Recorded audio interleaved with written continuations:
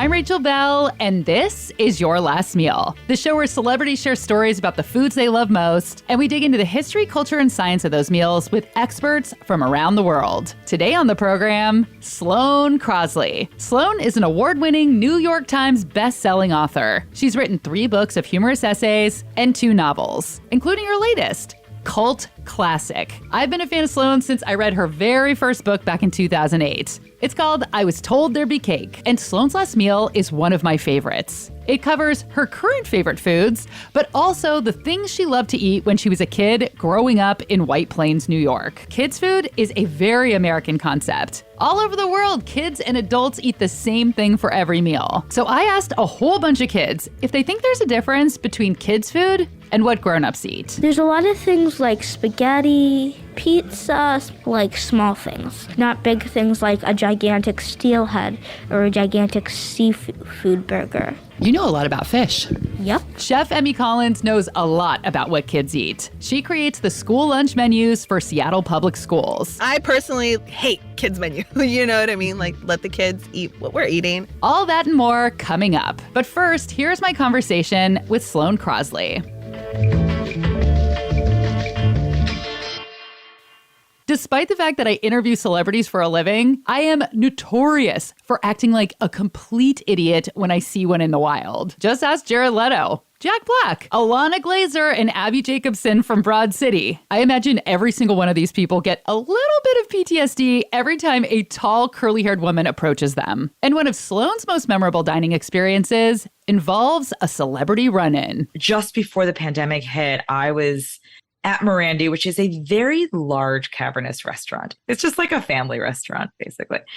I'm sitting there with a friend of mine, a little bit drunk at dinner, and we spy Amy Poehler across the restaurant. And like, she works at a fashion magazine. I do whatever I do. We've had like a pretty decent amount of exposure to celebrity. So the idea of freaking out over someone, it's Amy Poehler specifically. Yes. You know, she's such a hero to like a specific set of women or in general. And my friend looks at me, she's like, what do we do? And I'm like, do we do? Or are we the sort of people who do anything? But we decide somehow through this incredible brain trust to send her a dessert. And so at this point, our biggest fear is that she's like lactose intolerant, but we send her a tiramisu and we think we've like paid the bill. We think we're going to be gone by the time it gets there. It'll just be like a nice thing to do. And I'm sure this actually does not happen to her very frequently. So the tiramisu comes out, lands at her table. She's sitting with another brunette woman.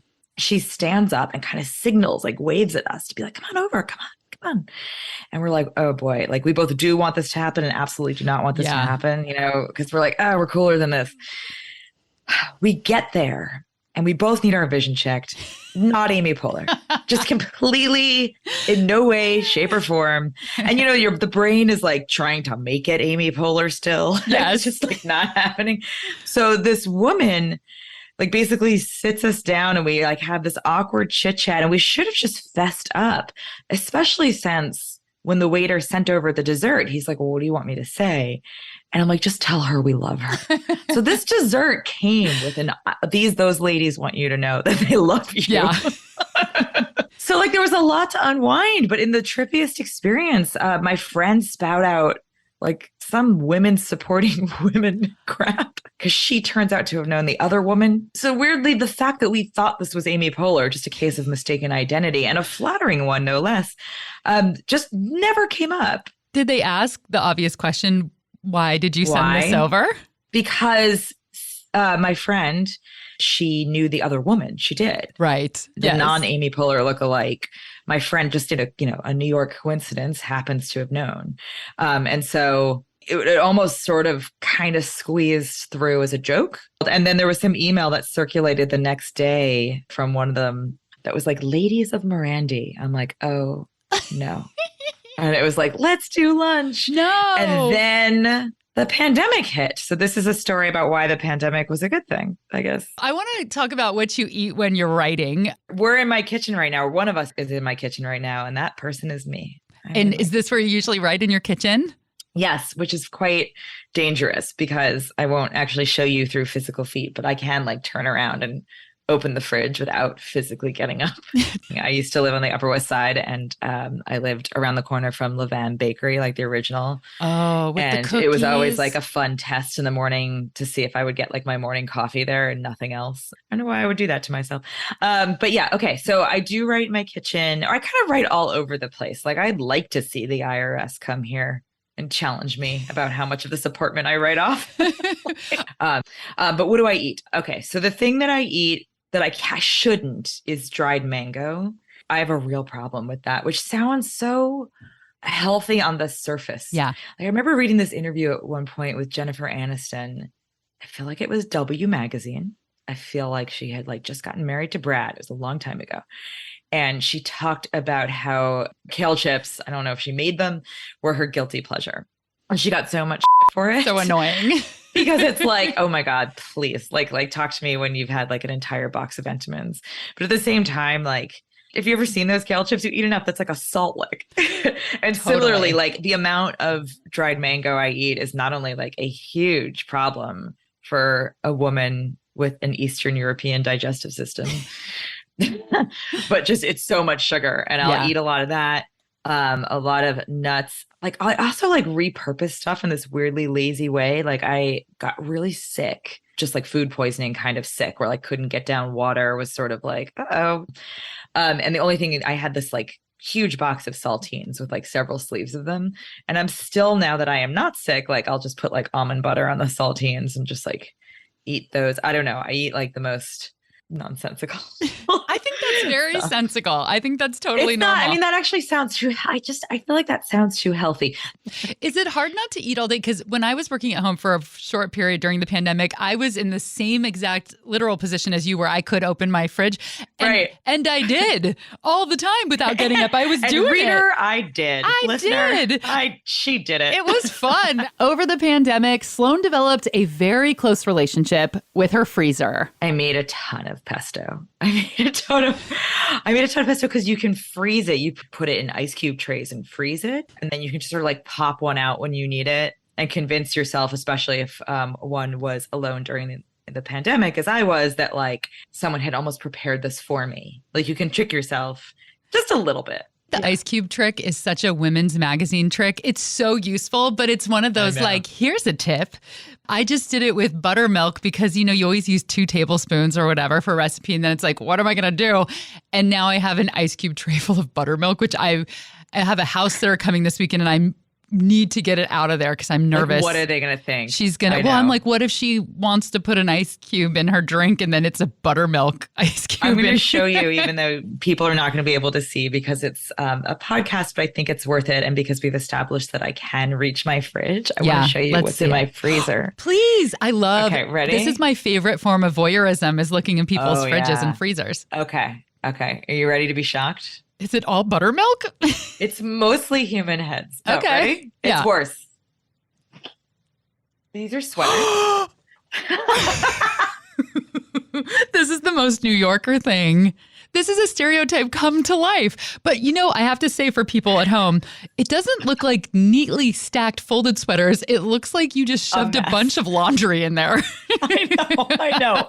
What's weird is, okay, I mean, if they would be neatly stacked if I had planned to do that little bit. I have not. No. But they're supposed to be neatly stacked. There's some neat stacking at the bottom and then some shoving in on top, mostly because this apartment came with a slight moth problem. And like the only place to put sweaters is the freezer. The freezer's really like no one's getting in there and nothing is happening in there. So the worst part about it is that like the one item you don't want to be in the freezer in the winter is your sweaters. I always have this very painful like 5 seconds, but then I'm sort of used to it now. But you should put it in the microwave first or in the oven and heat it up and then put it on. An ice sweater. An ice sweater. I put on an ice sweater. I mean, I'm like hard like that, man. Which also sounds like, just talking in a New York accent, it sounds like a nice sweater. I put on an ice sweater.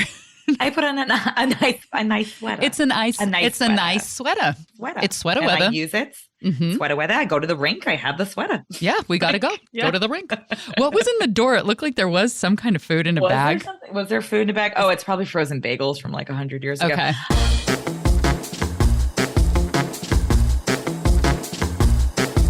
Since my interview with Sloane, I've told a few friends that she keeps her sweaters in her freezer, expecting them to laugh or knowingly nod, but everybody I've told looked extremely perplexed. But this is a pretty classic New York City phenomenon. It's not uncommon for folks in tiny, expensive apartments who prefer cardigans to cooking to treat their kitchens like an extension of their closet. My New York grandma, Grandma Sue, who was not a cook and wore green Wet n Wild eyeliner and had an extensive collection of pedal pushers, used to stock her oven with out-of-season clothing. Even the great Carrie Bradshaw, in episode 3 of season 3 of Sex and the City, said, quote, "I use my oven for storage," when Miranda asked her if she owned a rolling pin. Fun fact about me, I can incorporate a storyline from Sex and the City into almost any life event. Anyway, I was very charmed by Sloane's ironically icy sweaters, and her foodless freezer reminded me of a New York Times article from February 2021. It's called "When One Fridge Is Not Enough" by Cynthia Greenlee. Greenlee reports that 35 million American households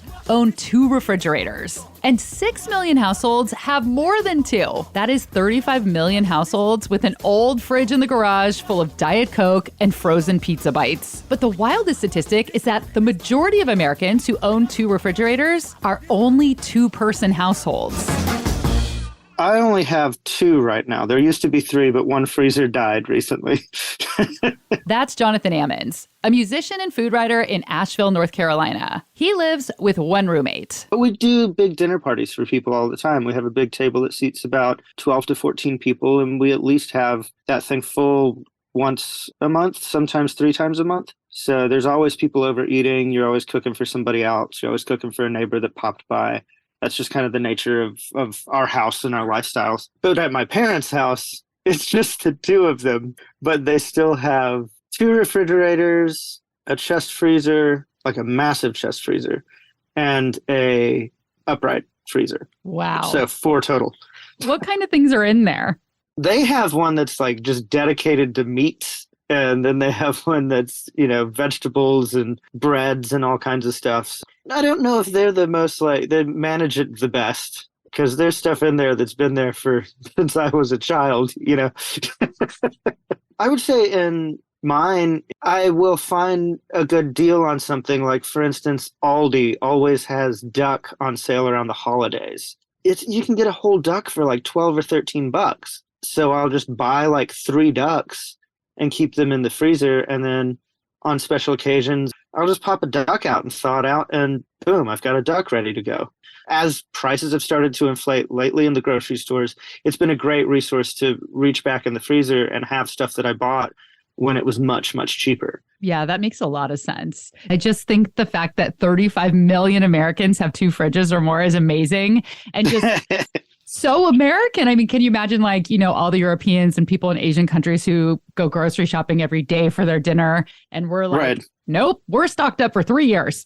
Yeah, I mean, I think that comes from, I'm born and bred in Appalachian Mountains in Western North Carolina. Appalachian culture is built around preserving what we love. And I think that comes from being raised in environments of scarcity, being raised in places that have a lot of opportunity for growth and agriculture, but in very limited windows. So a lot of this culture historically has been built around preserving things that you harvested a large bounty of during the limited time when you could. For the most part, that meant canning and jarring things. The things that I grew up with was always having multiple refrigerators or freezers in your space to keep what you got from the garden fresh longer.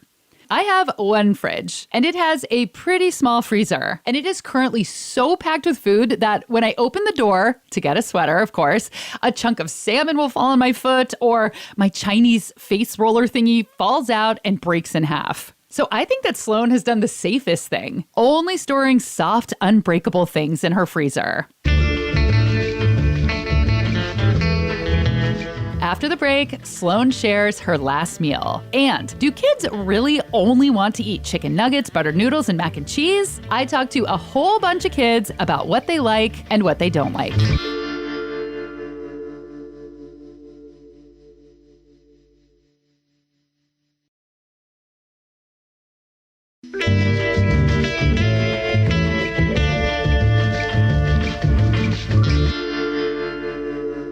better get to the big question at hand. What would your last meal be besides sweaters? Mostly sweaters. I'm a human Sweater moth. soup. Okay, I have an idea. I want a little bit of the first childhood version of what I now love as an adult with every course. So what I would do is the salad course that would start would eventually be this amazing, this green salad they have at the restaurant Omen in Soho, which is watercress, bok choy, eggplant, mushrooms. It's so good. I would eat it forever. But then I want a little bit of like the sort of mealy, almost see-through lettuce with like wishbone Italian salad dressing on the side. And similarly, I would do the lasagna then from Isodi. I'm such a New Yorker that I'm naming like the restaurants I would order out from, not necessarily the dishes. But then with that, I want, or like before it, as a little amuse-bouche, I would like some Kraft macaroni and cheese. That's what we ate. Yes. And then any dessert, really. I like things that are sort of like berry or hazelnutty as opposed to chocolate, but like any dessert from Brooks Headley, who did Del Posto and now has Superiority Burger. But I would want to start with like mint Milanos, or like I went to camp and we used to be served this delicious Boston cream pie, which I later found out is in no way, shape, or form. It's like an Amy Poehler of Boston cream pies. Like, it's genuinely like an all-girls camp on a budget. It's basically crust with pudding in it. That sounds really good, though. Yeah, it's just like crust with some sort of pudding that I think they just put in the fridge for a long time so it didn't totally leak out, but eventually did when you sliced it.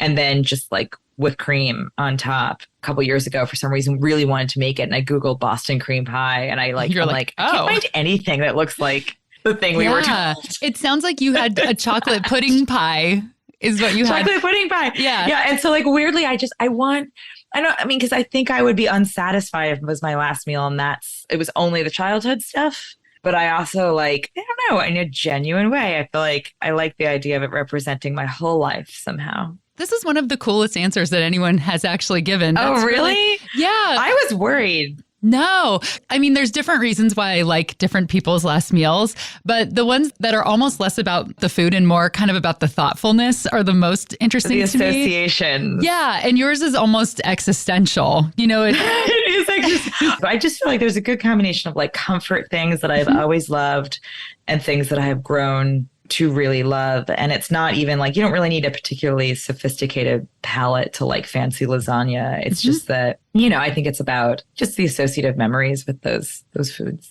I always like a restaurant that has a couple of dishes that sort of caters to the understanding that people might not want to be so hip every second of every day. And you just want comfort food. Yes. I want something encrusted in cheese. I don't care if it's a Jell-O mold. That sounds disgusting. Yes, it does. For her last meal, Sloane wants a multi-course dinner that covers her current favorite foods and their childhood equivalents. Are you a nostalgic person in general?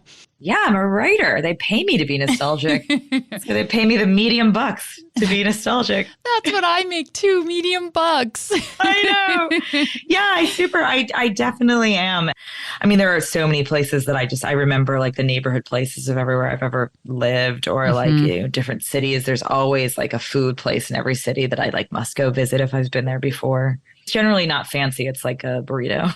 I think that's why I got existential about it, because I was like, well, what is the last kind of montage of the mouth of what I've eaten and loved throughout my life? I'm sure. I mean, but if I were to really, really do it, I would also include like the crap I ate in high school, which was like Snapple and chocolate chip muffins from like Otis Spunkmeyer. Yes. Spunkmeyer? Is it possible it was called Spunkmeyer? It is so true.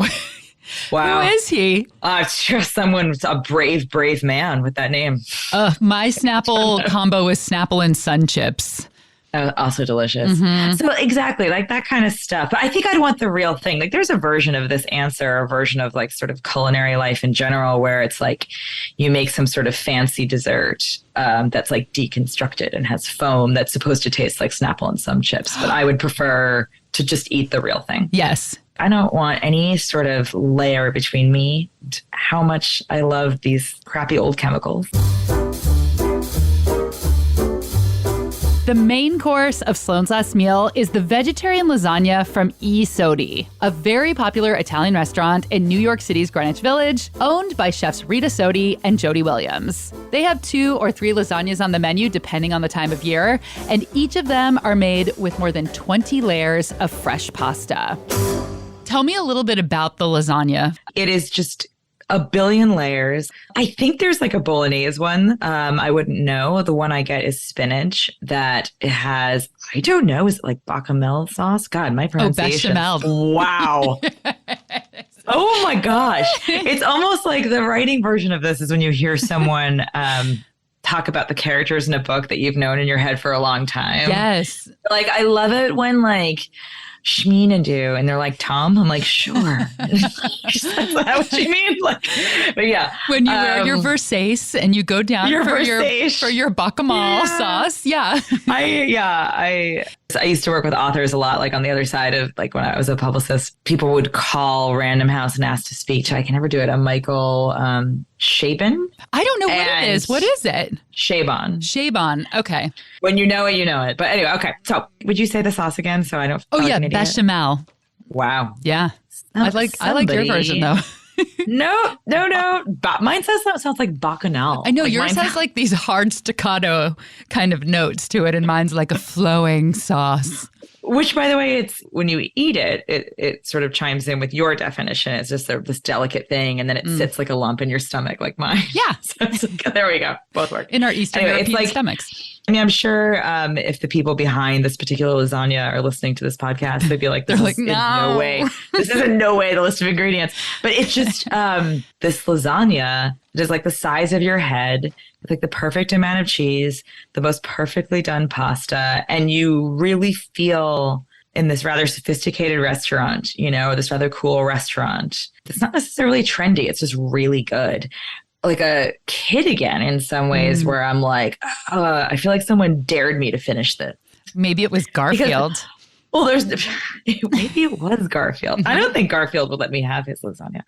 But basically, it's like, you can't possibly finish it. And I don't say that as to shame anyone who ever has, but I know they've lived with regret. I know they have. Like, it's just like, there's no way. It eats like several meals. And it's just delicious. And you sit there and you have a Negroni to sort of cut it, or some good wine, and you sit at the bar at that restaurant. That's the other thing is, where do these last meals take place? Wherever you want, the fantasy. Wherever you want. I think I want all of the foods that I named, including the ones that were from different restaurants or from childhood. I think that I want them all to be sitting at the bar at I Sodi. It's a beautiful place, a like long sort of marble strip. And I don't know, I've just never had a bad experience there. And I have such good juju. Sense that is what you want as a part of your last meal, because you love this dish that your mom made, which is French, but it's almost like a French equivalent of a lasagna. This, let's see how I say this, gâteau de crêpes à la Florentine, which is a savory stack of crepes. And it's spinach and mushroom filling with a Mornay sauce, which is a cheese sauce, with all of these really thin layers of crepes. So it's not dissimilar. No, you know what? It's not. It's not. And I don't actually, to bolster your point, I don't think I order lasagna anywhere except for there, because it probably does mimic this thing my mom made. I'm so happy I sent that to you in advance. I nearly forgot about it. Sometimes I feel just completely paralyzed when talking about food in a way that I don't with like music or books or travel. If you just ask me like where to go, I'll just tell you, or what to read, I'll just tell you. It feels like I feel very confident, but maybe, I don't know if it's that food culture has been owned by people who know a lot more than I do, even though all you need to really know about it is a face and a digestive system.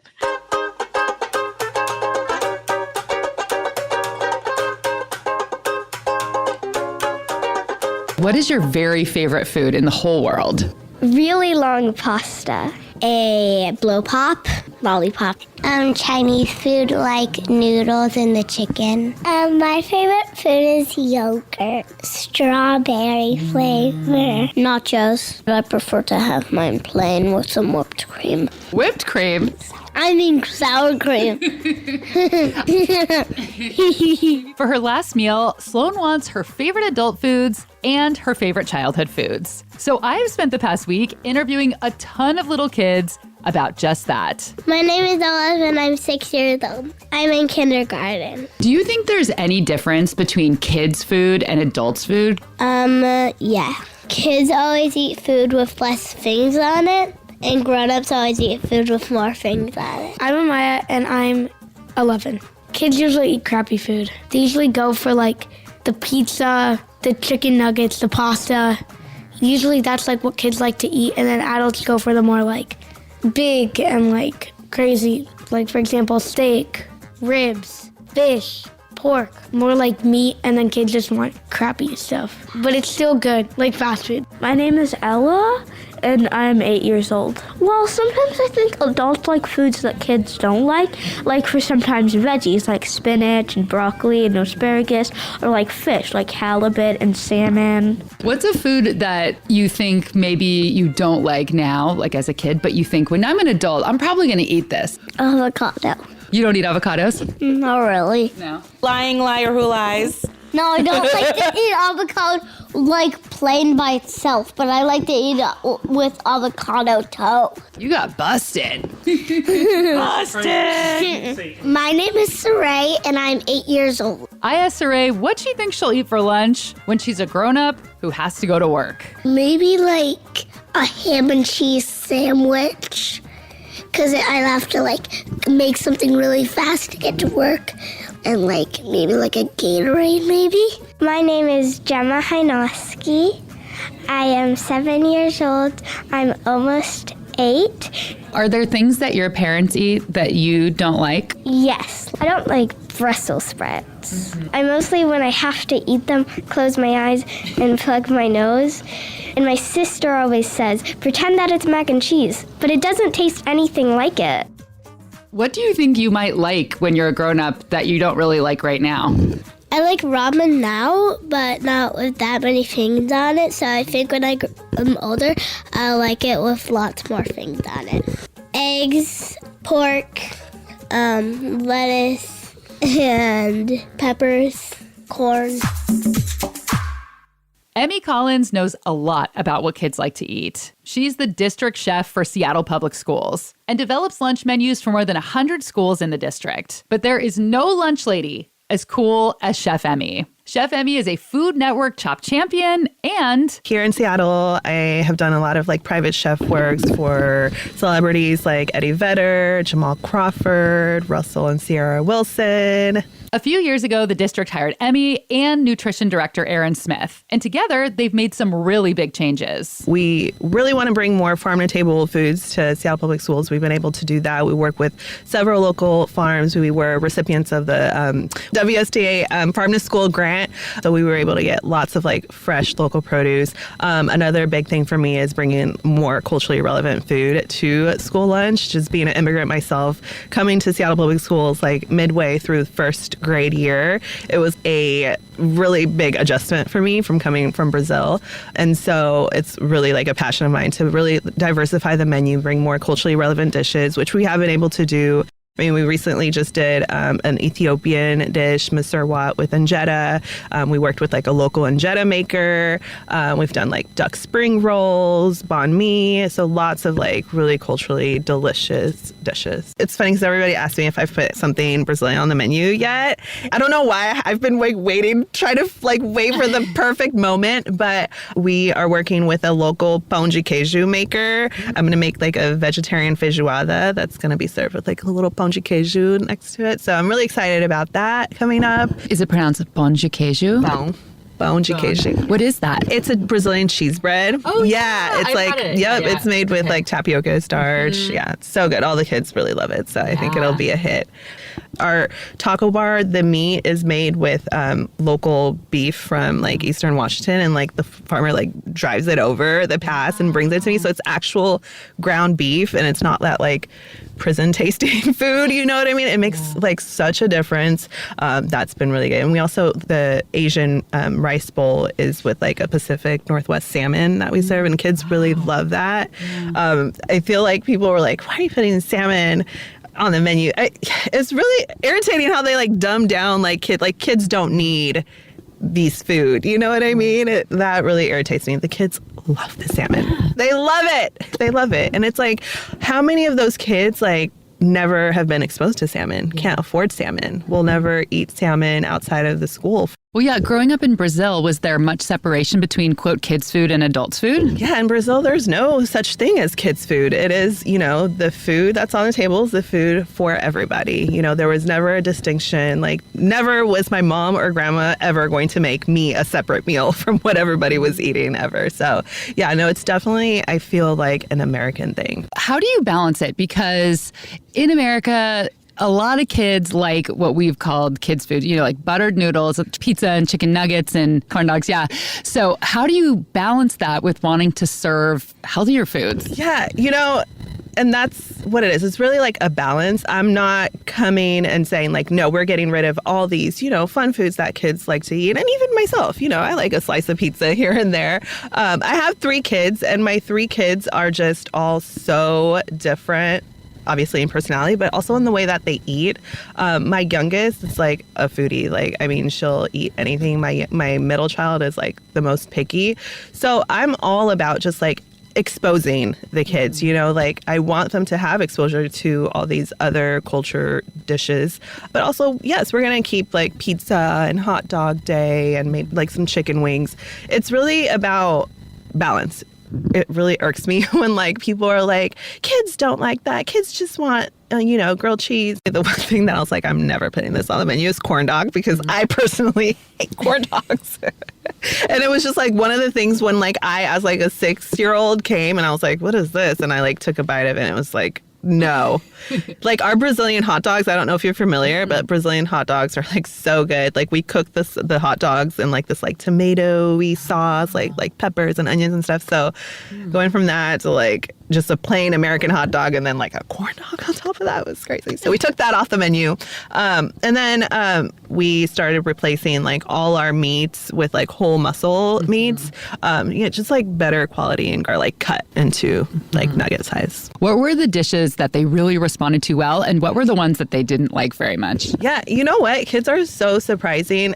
Kids really respond to like home cooked meals. Like this was really surprising. We did like a Haitian lentil stew and the kids really loved it. I think that, like it's just like the love, poured into the food when it's like made with love and care. It like translates to like whoever is eating it. Even a kid can kind of like know the difference. So I've been surprised by that. It is time for a quick break, but when we come back, Sloane tells me what she would put in her freezer if there was any room for food.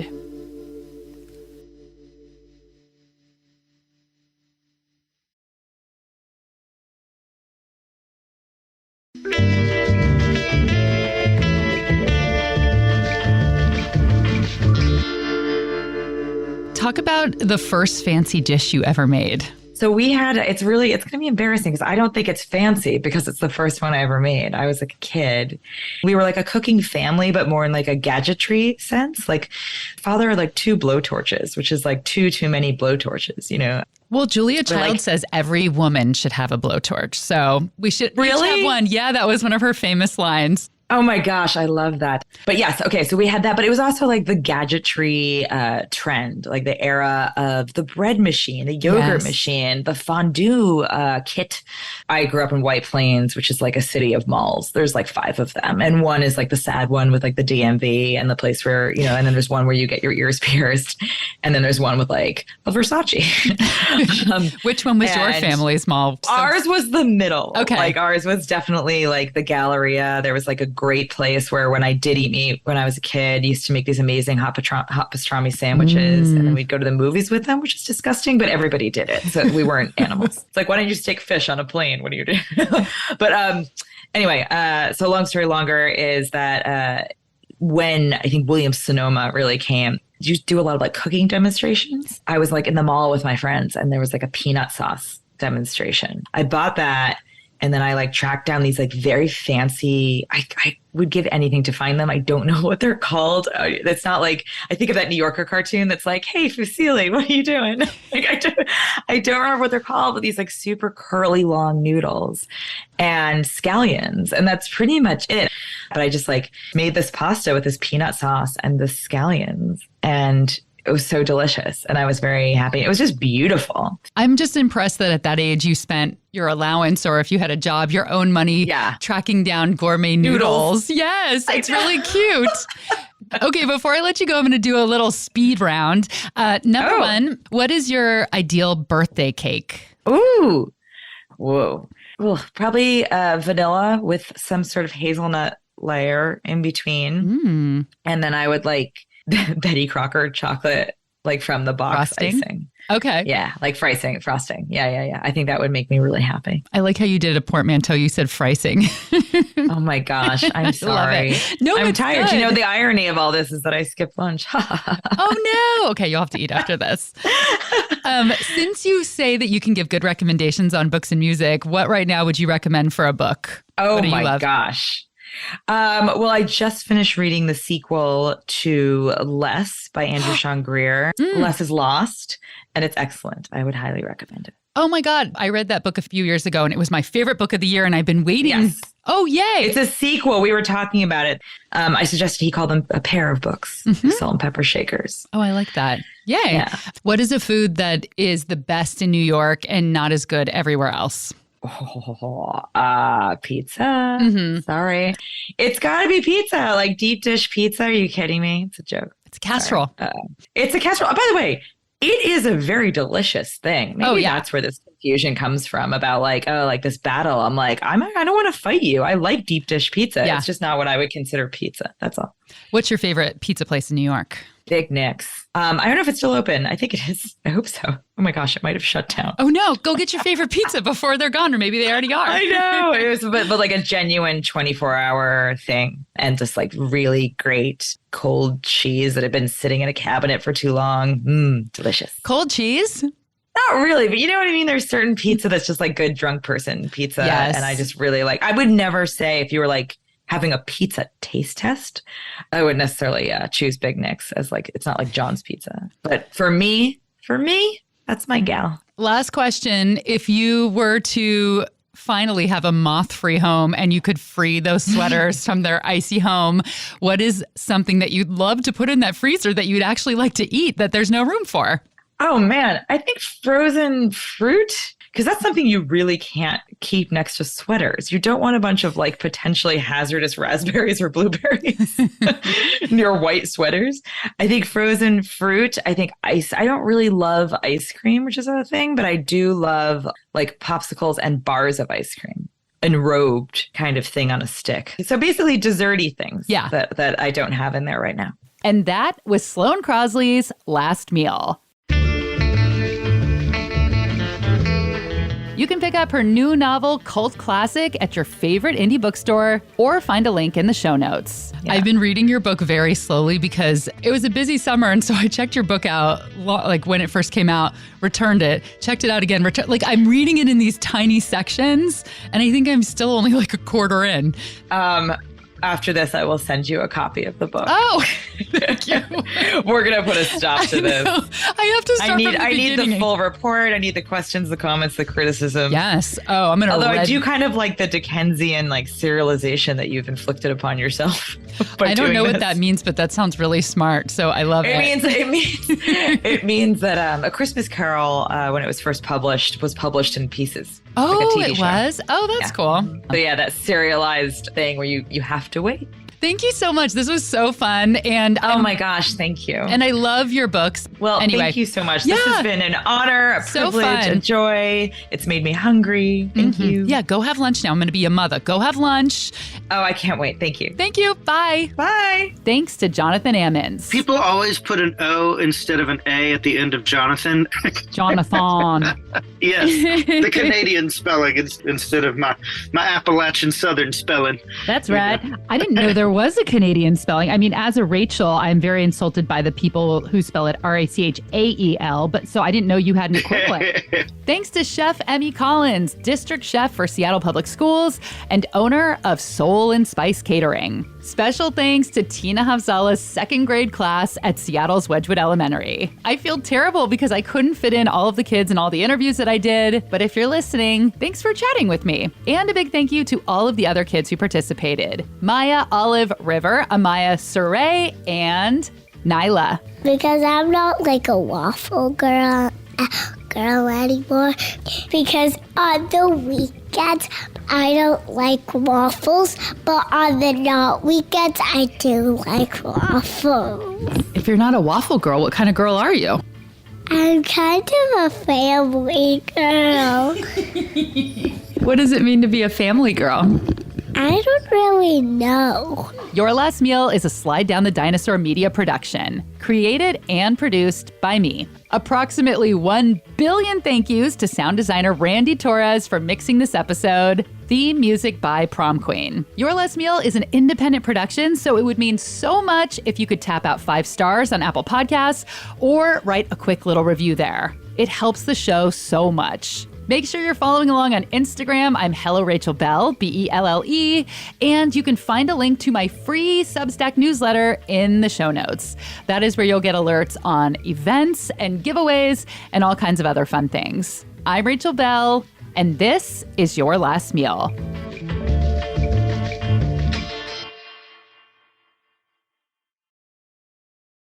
Where'd you get that sweater?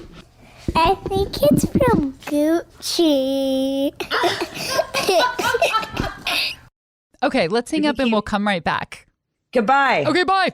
I don't know why I'm screaming at you. You're so Goodbye. mad. Hi. Hi, 3 times a lady here. Oh Ooh. my gosh. Okay. Well, that wasn't stressful at all. Well, you know what? Now you know how to do it when you're with Oprah. You're like, oh, I practiced on that Rachel girl in Seattle and now I got it down, you know? Yeah. I wonder if it's strong enough for Larry King. Wah, wah. Wah. I wonder if it's strong enough for a man, but pH balanced for a woman. Hi. Hello. Hello. No one has said goodbye and hello as much as us in a short amount of time. Goodbye. Hi. Except for the Beatles. But yeah. Oh, we'll all go out to meet her. We'll all go out to meet her. Oh, we'll all go out to meet her when she comes. Yeehaw. All right, here we go.